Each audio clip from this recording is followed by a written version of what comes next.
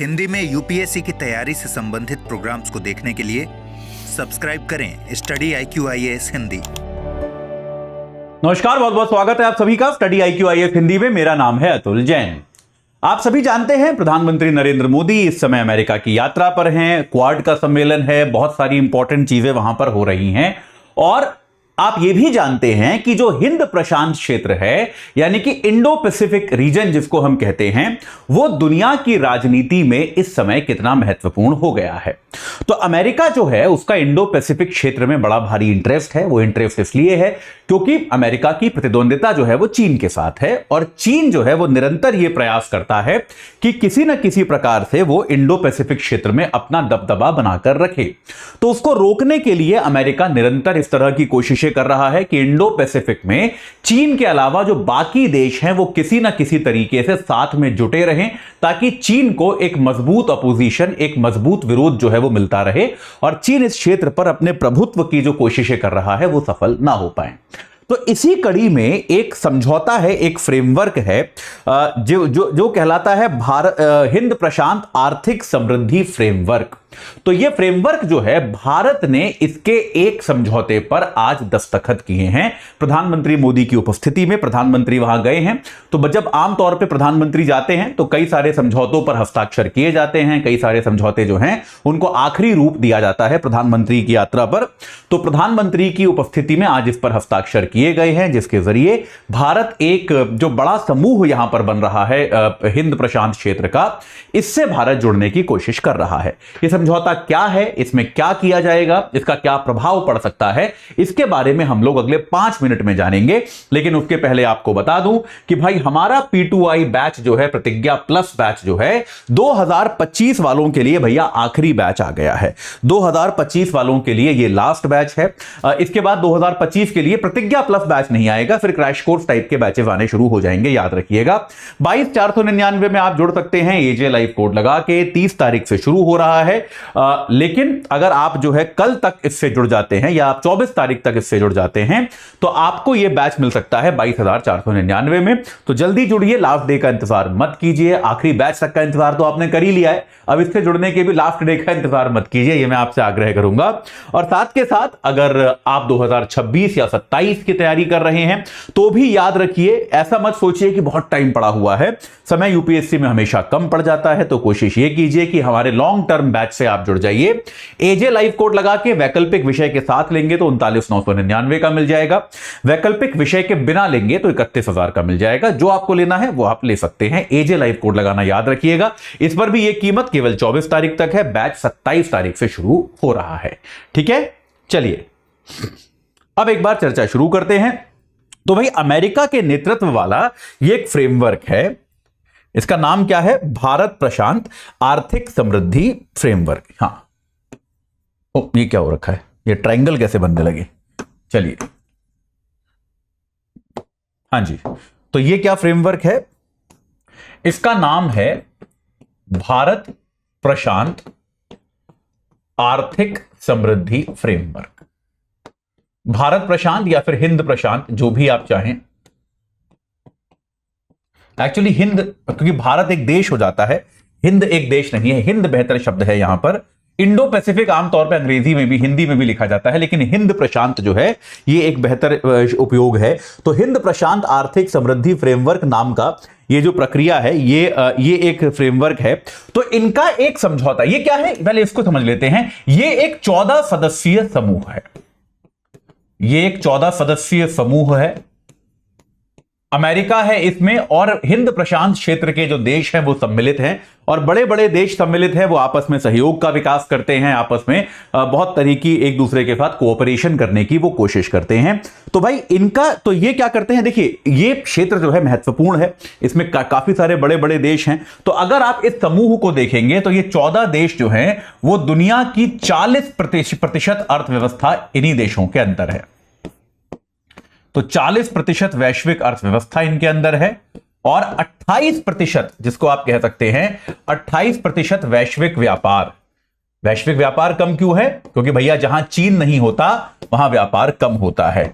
चीन से आप प्रेम करें या नफरत करें, उसको इग्नोर तो नहीं कर सकते आप व्यापार के मामलों में, यह बात तो मानने वाली है ना। तो भाई चीन जो है, चीन को आप इग्नोर नहीं कर सकते। तो खैर, तो आप समझ रहे हो कि दुनिया का एक महत्वपूर्ण फ्रेमवर्क ये है, और ये फ्रेमवर्क जो है ये 4 स्तंभों पर टिका हुआ है। ये फ्रेमवर्क जो है ये 4 चीजों पर फोकस करने की कोशिश करता है। सैन्य समझौता नहीं है, ये याद रखिएगा। अक्सर हम जब भी किसी समझौते की बात करते हैं और जब भी चीन इत्यादि की बात करते हैं तो ज्यादातर लोगों के दिमाग में सैन्य बातें आने लगती है कि सैन्य समझौता होगा। सैन्य समझौता ये नहीं है, इसमें कोई सैन्य हिस्सा नहीं है। 4 इसके स्तंभ हैं। ये 4 स्तंभ क्या हैं? व्यापार, ट्रेड जिसको हम कहते हैं कि भाई ट्रेड तो बढ़ाना ही पड़ेगा। दूसरा है सप्लाई चेन की मजबूती, आपूर्ति श्रृंखला जो है दुनिया की वो मजबूत होनी चाहिए। आपूर्ति श्रृंखला की मजबूती, ये दूसरा फ्रेमवर्क हो गया। तीसरा इसमें हो गया आपका स्वच्छ अर्थव्यवस्था, यानी कि ग्रीन जिसको हम कहते हैं ना, मतलब कम स्वच्छ अर्थव्यवस्था, क्लीन इकोनॉमी, कि आप जो है कम से कम वातावरण को, पर्यावरण को प्रदूषित करें। और अगला है निष्पक्ष अर्थव्यवस्था। ठीक है, स्वच्छ और एक स्वच्छ अर्थव्यवस्था और एक निष्पक्ष अर्थव्यवस्था, यानी कि आप कोई ऐसा ना करें कि दुनिया में केवल कुछ ही लोगों से व्यापार करें, बाकी के साथ आप गलत करने की कोशिश करें। तो ये 4 स्तंभ जो हैं ये इस संस्थान के हैं, इस ऑर्गेनाइजेशन के हैं। तो इनका अपना एक समझौता है जिसका नाम है स्वच्छ एवं निष्पक्ष अर्थव्यवस्था समझौता। स्वच्छ एवं निष्पक्ष अर्थव्यवस्था समझौता। इस समझौते पर भारत ने दस्तखत कर दिए हैं। ठीक है, यानी कि क्लीन एंड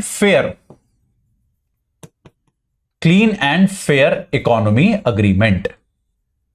समझ रहे हो? क्लीन तो आप समझ ही रहे हो। क्लीन क्या होता है कि भाई क्लीन का मतलब किससे क्या होता है? स्वच्छ से मतलब क्या है कि पर्यावरण पे प्रभाव कम पड़े। ठीक है। निष्पक्ष, फेयर से क्या मतलब है कि जो आर्थिक अपराध हैं, आर्थिक जो गलत प्रैक्टिस हैं, उन पर नियंत्रण पाया जा सके। कोई टैक्स चुरा रहा है तो उसको रोको, कोई एक देश का पैसा लेकर दूसरे देश में भाग रहा है तो उसको रोकने की कोशिश करें। ठीक है, इस तरह की चीजों को रोका जाए। तो स्वच्छ और निष्पक्ष का यहां पर यह मतलब होता है। तो भाई इसमें क्या है, भारत ने कल आज जो है प्रधानमंत्री मोदी की उपस्थिति में इस समझौते पर दस्तखत किए हैं। तो इनके कुछ प्रमुख काम क्या हैं भाई? जैसे एक तो आप समझ ही सकते हैं, स्वच्छ ऊर्जा का विकास। ये तो आप अब खुद से ही इतना आप तैयारी कर रहे हैं तो आप खुद ही अनुमान लगा सकते हैं। एक तो स्वच्छ ऊर्जा का विकास इनका प्रमुख लक्ष्य है। दूसरा क्या है, भ्रष्टाचार को रोकना और टैक्स पारदर्शिता को लेके आना, कि ऐसा नहीं होना चाहिए कि भाई देशों में भ्रष्टाचार चल रहा है, भ्रष्टाचार कम करना और कर पारदर्शिता, कि टैक्सेशन सिस्टम जो है वो फेयर और इक्विटेबल हो। हर देश में टैक्स सिस्टम जो है वो एक जैसा हो, हर देश में टैक्स सिस्टम जो है वो अन्यायकारी ना हो, दमनकारी ना हो, इसका प्रयास ये करते हैं। और स्वच्छ और पूर्वानुमेय, पूर्वानुमेय क्या होता है? जिसको हम कहते हैं प्रेडिक्टेबल। ठीक है, यानी कि जिसका अनुमान लगाया जा सके। स्वच्छ व पूर्वानुमेय, मैं आपको ये वाला टर्म एक्सप्लेन कर दूंगा, चिंता मत कीजिए। पूर्वानुमेय अर्थव्यवस्था का निर्माण, यह इसका लक्ष्य है। देखिए, स्वच्छ तो मुझे बताने की जरूरत नहीं है कि आप प्रदूषण कम करें, वो स्वच्छ है। पूर्वानुमेय क्या होता है बेटा? अंग्रेजी में इसको कहते हैं प्रेडिक्टेबल। पूर्वानुमेय क्या होता है कि देखिए, कोई व्यापारी अगर आपके देश में निवेश कर रहा है, कोई इन्वेस्टर है वो आपके देश में निवेश कर रहा है, तो उसको यह अनुमान लग जाना चाहिए कि इस देश के नियम क्या हैं, इस देश के कानून क्या हैं। ऐसा ना हो कि किसी ने निवेश करते समय आपने कानून कुछ और बना रखे थे, अब निवेश हो गया तो आपने कानून सारे बदल दिए। मतलब ऐसा नहीं होना चाहिए। यह अपने आप में गलत चीज है, यह अपने आप में अनफेयर और यह अनुचित चीज है। तो पूर्वानुमेयता जो होती है वो ये होती है कि भाई आप जो है अर्थव्यवस्था जो बना रहे हैं वो ऐसी रखें कि वो ठीक रहे, मतलब उसका अनुमान लगाया जा सके। यह अपने आप में जरूरी है। इसके अलावा आर्थिक अपराधों को रोकने के लिए अगर आप देखेंगे तो क्रॉस बॉर्डर, मतलब सीमा पार जानकारी साझा करना। सीमा पार मतलब पाकिस्तान के साथ नहीं, इन देशों की आपस में सीमा पार जो है जानकारी साझा करना।